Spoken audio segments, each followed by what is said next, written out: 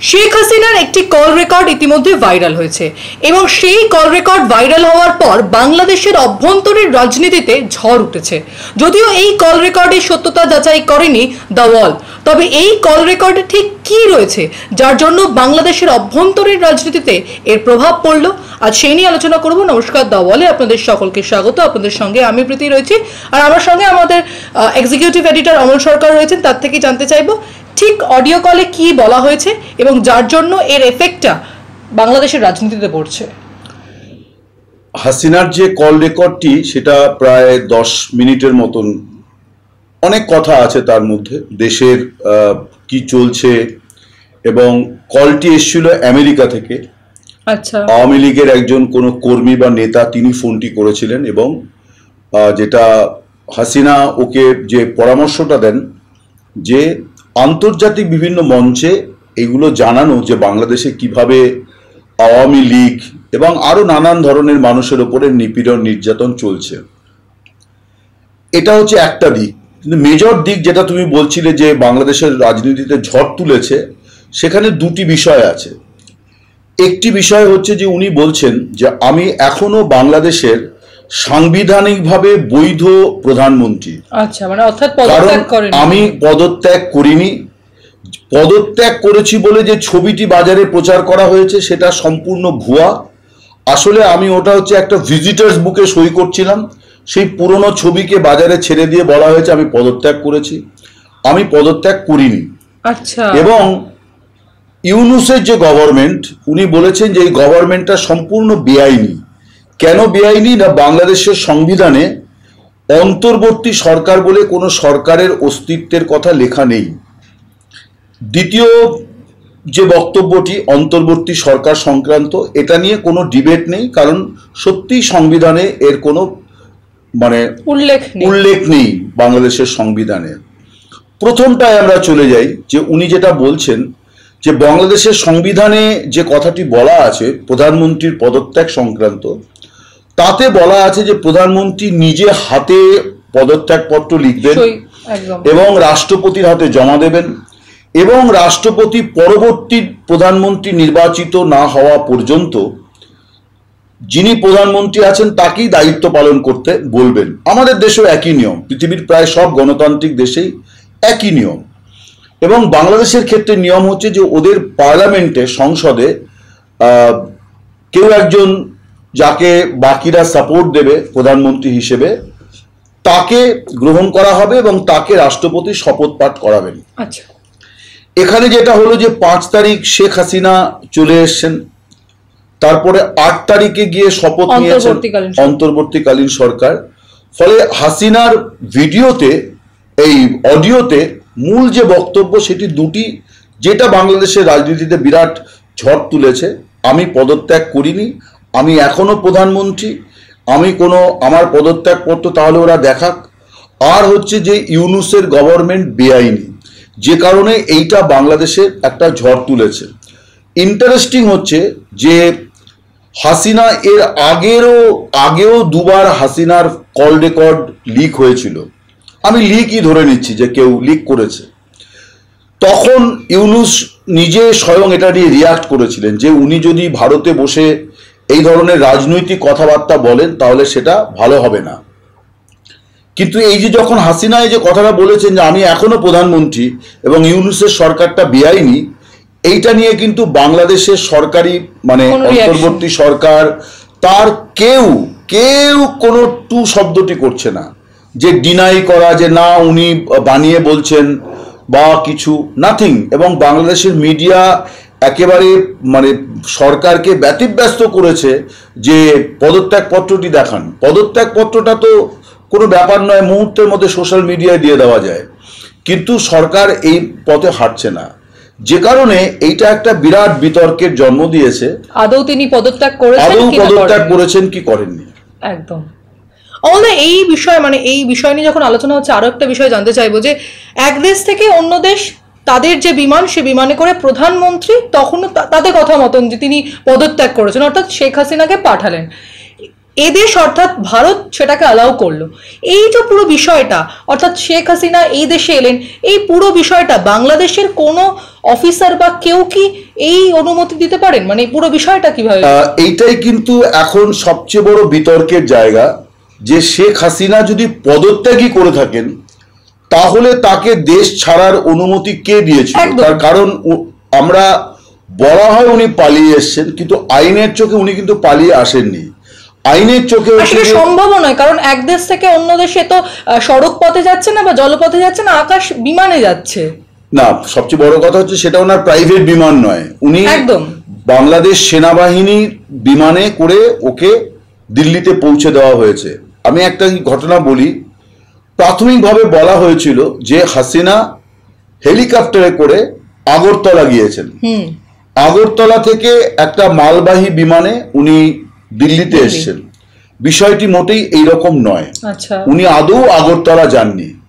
ওনার যেটা হয়েছিল যে মানে গণভবন, যেটা ওনার অফিস কাম বাড়ি, সেটা বিশাল বড় বাড়ি, সেখানে হেলিপ্যাড আছে স্বাভাবিক। সেই হেলিপ্যাড থেকে উনি উড়েছেন, উড়ে ওকে ঢাকার কাছে একটি সামরিক এয়ারপোর্টে নিয়ে যাওয়া হয়।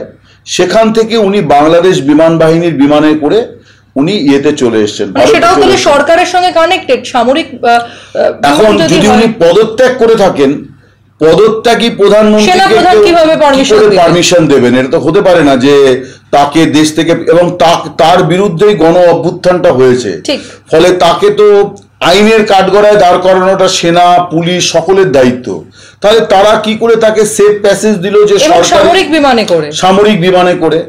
এখন এই যে ঘটনাটি ঘটেছে, আমি যা সময়গুলো বলি, আমরা তখন যে খবরগুলো ছাপা হয়েছিল যে হাসিনা দেশ ছাড়ার পরে গণভবনে লোকেরা ঢুকে পড়ে। এখন পরবর্তীকালে জানা যাচ্ছে বিষয়টি মোটেই তা নয়। হাসিনা যখন বাংলাদেশের মাটিতে, ঢাকার মাটিতে আছেন, অর্থাৎ সেনাবাহিনীর এয়ারপোর্টে আছেন, এটা হচ্ছে বেলা 2:30 পৌনে 3টে এই যে সময়টা, তখন কিন্তু তার 1 ঘন্টা 1.5 ঘন্টা আগে থেকে গণভবনে লুটতরাজ চলছে। মানে যখন লুটতরাজ চলছে দেশে, তখন কিন্তু উনি দেশেই আছেন। ওনার বিমান ঢাকা থেকে টেক অফ করেছিল বিকেল 3:11 3:09 ওনার বিমানটি রানওয়েতে মানে চলতে শুরু করে, অ্যান্ড টেক অফ করে হচ্ছে 3:11। এটা হচ্ছে বাংলাদেশি সময় অনুযায়ী। আমরা হচ্ছে 1/2 ঘন্টা পিছিয়ে আছি। 3:11 উনি টেক অফ করেন। ততক্ষণে কিন্তু মানে গণভবন তছরূপ করা, যা করা সব হয়ে গেছে। এখন এই বিমানটি, এটা বাংলাদেশ সেনাবাহিনীর বিমান, এটাও খেয়াল রাখতে হবে যে তার মানে সেনাবাহিনী তাকে পৌঁছে দিচ্ছে। হোয়ারাজ বাংলাদেশের সেনা প্রধান ওয়াকারুজ্জামান, তিনি আমেরিকার একটি সংবাদ মাধ্যমকে ইন্টারভিউতে বলেছেন যে প্রধানমন্ত্রী শেখ হাসিনা যে দেশ ছেড়ে চলে গিয়েছেন, এইটা আমি জানতাম না। আমি সেনানিবাসে আমার কিছু অফিসার এবং কিছু রাজনৈতিক দলের মানে নেতাদের সঙ্গে আমি বৈঠক করছিলাম। আমাকে আমার অধস্তন অফিসার এসে জানায় যে ম্যাডাম দেশ ছেড়ে চলে গিয়েছেন। এখন এটা না হতে পারে না। মানে যে পরিস্থিতি বাংলাদেশে ছিল, একটা গণ অভ্যুত্থান, একটা মানে ওই রকম অরাজক পরিস্থিতি, সেখানে একজন প্রধানকে না জানিয়ে প্রধানমন্ত্রী তিনি পদত্যাগ করলেন এবং সামরিক বিমান নিয়ে দেশ ছেড়ে চলে গেলেন। প্রধানমন্ত্রী থেকেও বড় কথা হচ্ছে যে সেনারা কেউ সেনা প্রধানের অনুমতি ছাড়া একটা বিমান দেশের বাইরে পাঠাবে, এটা কখনো সম্ভব না। এখন কেউ বলতে পারে যে বিমান বাহিনীর প্রধান অনুমতি দিয়েছেন, না, এটা সম্ভব নয়। তার কারণ হচ্ছে 3 প্রধানের মধ্যে সবসময় একজন হচ্ছে মানে চিফ থাকেন, নাম্বার 1 থাকেন। বাংলাদেশের ক্ষেত্রে এই মুহূর্তে আর্মি চিফ যিনি, অর্থাৎ ওয়াকারুজ্জামান, তিনি হচ্ছেন সেনাপ্রধান বাংলাদেশের। উনি শুধুমাত্র পদাতিক বাহিনীর প্রধান নন, উনি বাংলাদেশের সেনাপ্রধান। শেখ হাসিনা কোনো সাধারণ নাগরিক নন যে সাধারণ নাগরিক না জানিয়ে চলে যাবে।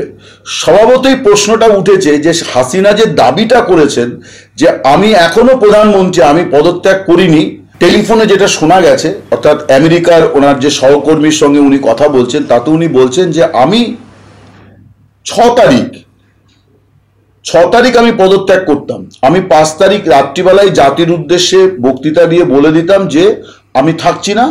6 তারিখ সকালবেলা গিয়ে আমি রাষ্ট্রপতির কাছে হাতে হাতে পদত্যাগপত্র দিয়ে আসতাম। কিন্তু যেহেতু ঢাকা অবরোধটা 5 তারিখ সকাল থেকেই শুরু হয়ে যায়, তাই আমাকে সিদ্ধান্ত বদল করতে হয়। এবং আমাকে যেটা করতে হয় যে আমাকে আমার নিরাপত্তা রক্ষীরা পরামর্শ দেয় যে যে পরিস্থিতিটা তৈরি হচ্ছে তাতে আপনার পক্ষে থাকাটা নিরাপদ হবে না। এবং আমিও একটা জিনিস রিয়ালাইজ করেছিলাম যে লাশের বিনিময়ে আমি ক্ষমতায় থাকবো না, কারণ যেভাবে লোকেরা ধেয়ে আসছে তাহলে তাদেরকে গুলি করে মারতে হতো, আমি সেটা চাইনি, তাই আমি দেশ ছেড়েছি। কিন্তু আমি পদত্যাগ করিনি। কোথায় আমার পদত্যাগপত্র? সরকার দেখাক আমার পদত্যাগপত্র। বা একটা হাসিনার এই টেপটা লিক হওয়ার পরে যেটা হয়, বাংলাদেশের সোশ্যাল মিডিয়াতে তারপরে গোটা পৃথিবীতে একটা পদত্যাগপত্র বলে একটা কাগজ সার্কুলেটেড হয়েছিল, যেটা যে কোনো লোক দেখলেই বুঝতে পারবে যে ওটা একটা ভুয়া ওটা কোনো ব্যাপার নয়। এবং আওয়ামী লীগ অফিসিয়ালি এটা বলেওছে যে ওটা একটা ভুয়া পদত্যাগপত্র, এবং ওটা ভুয়া নয়, ওটা আসল, এমন কোনো দাবিও কিন্তু বাংলাদেশের বর্তমান সরকার করেনি। একদম। ফলে শেখ হাসিনা যে দাবিটা করেছে এটা খুব ইন্টারেস্টিং। আমি আরো কতগুলো তথ্য বাংলাদেশের নাগরিক এবং আমাদের এখানকার যারা নাগরিক দর্শক তাদের জন্য বলি যে এই যে এই বিমানটি রুট চেঞ্জ করে এসছে। কেন রুট চেঞ্জ করে এসছে? নিরাপত্তার কারণে।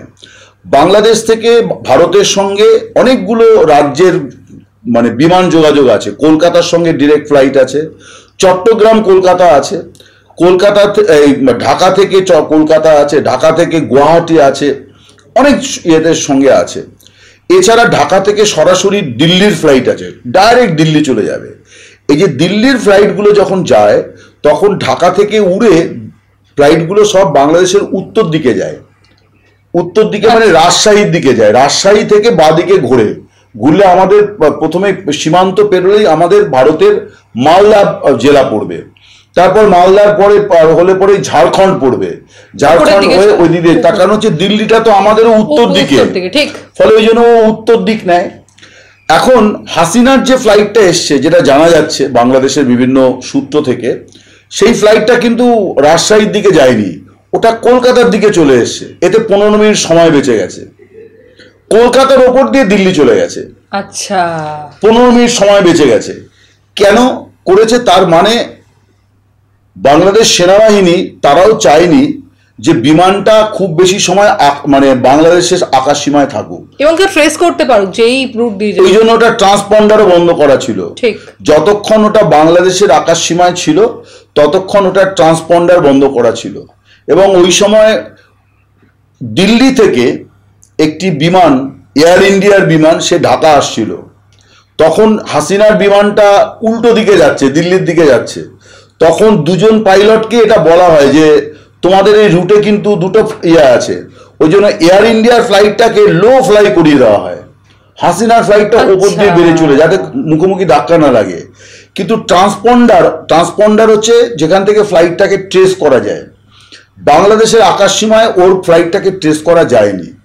যখন কলকাতার আকাশ সীমায় ঢুকে গেছে, এটাকে বলে হচ্ছে এয়ার ট্রাফিক কন্ট্রোলের জুরিসডিকশন, যখনই এটিসি কলকাতার জুরিসডিকশনে ঢুকেছে তখন ট্রান্সপন্ডারটা চালু করে দিয়েছে, অর্থাৎ আমি ইন্ডিয়াতে ঢুকে গেছি। তার মানে ওই সময়টাতে ওর নিরাপত্তার বিষয়টাকে বাংলাদেশ সেনাবাহিনী প্রায়োরিটি দিয়েছে, টপ প্রায়োরিটি। তার মানে একজন পদত্যাগী প্রধানমন্ত্রীর জন্য এতটা করবে কিনা এটা একটা প্রশ্ন। ফলে হাসিনা যে ক্লেমটা করেছেন, এই ক্লেমটাকে কেউ কিন্তু উড়িয়ে দিতে পারছে না। মানে যে হাসিনার বিরুদ্ধে মানুষ, তিনিও যুক্তির জায়গাতে এই দাবিটাকে খণ্ডন করতে পারছে না যে উনি প্রধানমন্ত্রী কি উনি প্রধানমন্ত্রী নন। তার কারণ দেখা যাচ্ছে প্রায় রাজকীয় ব্যবস্থা করে ওনাকে সেনাবাহিনী এসে নামিয়ে দিয়ে গেছে।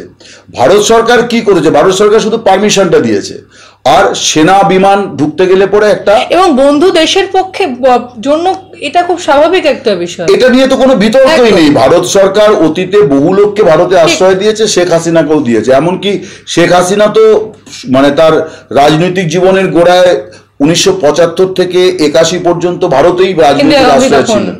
এক্স্যাক্টলি। সো ভারত সরকার যেটা করেছে যে ওকে পারমিশন দিয়েছে আসার, এখানে কোনো ওই যে কি বলে বর্ডার চেক করা এসবের ব্যাপার ছিল না। দুই হচ্ছে যে একটা ফাইটার বিমান যখনই আরেকটা দেশের আকাশ সীমায় ঢুকবে, অনেক সময় কি হয়, ভুল করে অনেক অসামরিক বিমান একটা দেশের ইয়েতে ঢুকে পড়ে। মোটামুটি এটা সবাই জানে যে ভুল করে ঢুকে পড়েছে, কিন্তু ফাইটার বিমান ঢুকে পড়লে কিন্তু হুলুস্থুলু বেঁধে যায়, একদম এয়ার ট্রাফিক নড়ে চড়ে বসবে। হ্যাঁ, মানে গোটা মানে মানে এয়ারফোর্স নড়ে চড়ে বসবে। এই যেটা আমাদের এখানে কাশ্মীরে ইয়ে হয়েছিল, যখন আমাদের একটা F-16 ইয়ে, মানে F-16 নয়, অন্য একটি বিমান পাকিস্তানে চলে ইয়েতে ঢুকে পড়েছিল, ক্যাপ্টেন অভিমন্যু সম্ভবত তার নাম। পাকিস্তানের বিমানও মাঝে মধ্যেই, কারণ কি ওই মানে টেরিটরি গুলো এমন যে অনেক সময় পাইলট বুঝতে পারে না, ঢুকে পড়েছিল। কিন্তু এটা তো তা নয়, এটা লম্বা সফর, প্রায় 2-2.5 ঘন্টার সফরে সে নিয়ে গেছে, ভারত সরকার পারমিশন দিয়েছে। প্রশ্নটা এখানে, হাসিনাকে দেশ ছাড়ার পারমিশনটা কে দিল যদি তিনি প্রধানমন্ত্রী না পদে না থাকতেন? এবং সেনাপ্রধানও জানতেন না, তিনি বলছেন। সেনাপ্রধান এখন বলছেন আমি জানতাম না, মানে ওনার না জানার তো কথাই নয়, এটা তো উনি, তারপরে উনি খানিকটা গা বাঁচানো কথা বলছেন যে আমি জানতাম না উনি দেশ ছেড়ে চলে গেছেন। এটা কখনো হয় না। তাহলে তো বলতে হবে যে সেনাপ্রধানকে পদত্যাগ করতে হবে। আরে ভাই, তোমার দেশের প্রধানমন্ত্রীকে তোমার সেনা মানে অধস্তন অফিসার অন্য দেশে পৌঁছে দিচ্ছে, আর তুমি জানো না, তুমি কোথাকার সেনাপ্রধান? তাহলে তুমি রিজাইন করো। ব্যাপারটা এরকম নয়। উনি সব জানতেন, উনি অ্যারেঞ্জ করে দিয়েছেন, ওনার পারমিশন ছাড়া ওই সময় কোনো কিছু হওয়ার জন্য। এবং ভারত সরকারও কেন অ্যাকসেপ্ট করবে? ভারত সরকারও কেন অ্যাকসেপ্ট করবে যদি না একটা লিগাল ইয়ে থাকে যে তাকে পৌঁছে দিচ্ছে? সো এই যে বিতর্কটা, এই বিতর্কটা বাংলাদেশের মধ্যে এখন প্রবল মানে ইয়ে তৈরি হয়েছে, এবং এই বিতর্কটা আগামী দিনে কি হতে পারে এটা দিয়ে আমি শেষ করতে চাই। যে আগামী দিনে কি হতে পারে, আগামী দিনের এজেন্ডা কি? আগামী দিনে বাংলাদেশের একদল লোক এখন থেকে আওয়াজ তুলেছে, ঠিকই তুলেছে, আওয়াজ তো মানে কোনো অন্যায় কিছু নয়, যে প্রত্যর্পণ, অর্থাৎ হাসিনাকে আমাদের হাতে ফেরত দাও। ওর বিরুদ্ধে অনেক অভিযোগ আছে, এই আছে। আমি অভিযোগগুলো নিয়ে সত্য মিথ্যা আমি যাচ্ছি না, অভিযোগ আছে, বিচার হবে, প্রত্যর্পণ করতে হবে। এই প্রত্যর্পণ যখন হবে তখন হাসিনার লয়াররা আদালতে সবার আগে এই প্রশ্নটা তুলবে যে হুজুর, একে আপনারা বলছেন পলাতক আসামি, তো বিমান বাহিনীর বিমান তাকে গিয়ে পৌঁছে দিয়ে এসছে, তাকে আপনি চোর বলবেন কি করে, পলাতক কি করে বলবেন? ফলে এটা কোনো প্রত্যর্পণই নয়। উনি গিয়েছিলেন একটা কাজে, আবার ফেরত এসছেন, এটা প্রত্যর্পণ নয়। আপনি ওনাকে আসামি বলতেই পারবেন না। ঠিক, হাসিনাকে আসামি বলাই যাবে না তখন, কারণ এই প্রশ্নটা তো খুব ন্যায্য প্রশ্ন যে আমাকে তাহলে ওখানে পৌঁছে দিয়ে আসলো কে? যদি আমি পালিয়ে গিয়ে থাকি, তার মানে আমি পালাইনি, আমাকে পৌঁছে দিয়ে আসা হয়েছিল, তাহলে আমি আসামি নই, আমি আসামি নই এখানে। কারণ প্রত্যর্পণ ব্যাপারটা একটু যে কোনো মানুষের জন্যই একটু অসম্মানের, যে একজন আসামিকে হ্যান্ডওভার করা হচ্ছে। হাসিনার ক্ষেত্রে এটা তো আইনেই টিকবে না, ভারত সরকারও তো এটা মানবে না। যে তুমি যে প্রত্যর্পণের কথা বলছো, সে পালিয়ে এসে তার প্রমাণ কি? তোমার বিমানই তো আমার এয়ারপোর্টে এসে নামিয়ে দিয়ে গেছে, এবং অসামরিক বিমান নয়, সামরিক বিমান নামিয়ে দিয়ে গেছে, বা প্রাইভেট জেটও নয়, সামরিক বিমান নামিয়ে দিয়ে গেছে। তাকে আমি কি করে বলবো যে সে তোমার দেশ থেকে পালিয়ে এসছে? তাকে আমি কি করে আসামি কনসিডার করব যে তাকে আমি তোমার দেশে প্রত্যর্পণ করব? ঠিক, প্রত্যর্পণটা কিন্তু একটা লিগ্যাল টার্ম, এবং সেখানে আসামি বিনিময় হয়। ফলে শেখ হাসিনাকে আসামিও বলা যাবে না। ফলে আগামী দিনে এইটা কতদূর গড়ায় এটা দেখার, কিন্তু এটা গড়াবে বলে মনে হয়। আইনের লোকেরা কিন্তু এটা ছাড়বে না। সেটা মানে হাসিনার আইনজীবী কেন, যে কোনো আইনজীবীর এটা হচ্ছে কি বলবো, ন্যাচারাল জাস্টিসের প্রশ্ন। আরে একটা লোককে খাতির করে নিয়ে গিয়ে পৌঁছে দিয়ে এসে তারপরে তুমি বলছো পালিয়ে গেছে, অদ্ভুত ব্যাপার। ঠিক, সেদিকে নিশ্চয়ই আমাদের নজর থাকবে। অর্থাৎ শেখ হাসিনা 5ই আগস্ট দেশ ছেড়ে পালানোর পর, অনেকেই সেই কথাটি বলছে, অর্থাৎ পালানোর পর, কিন্তু দেশ ছাড়ার পর তাকে নিয়ে যে তর্ক বিতর্ক তা চলতেই থাকছে, এবং তিনি প্রধানমন্ত্রী পদে এখনো রয়েছেন কিনা সেই নিয়ে একাধিক তর্ক রয়েছে। সেদিকে নিশ্চয়ই আমাদের নজর থাকবে। আপনারা দেখতে থাকুন দ্য ওয়াল, কারণ খবর এখন এখানেই।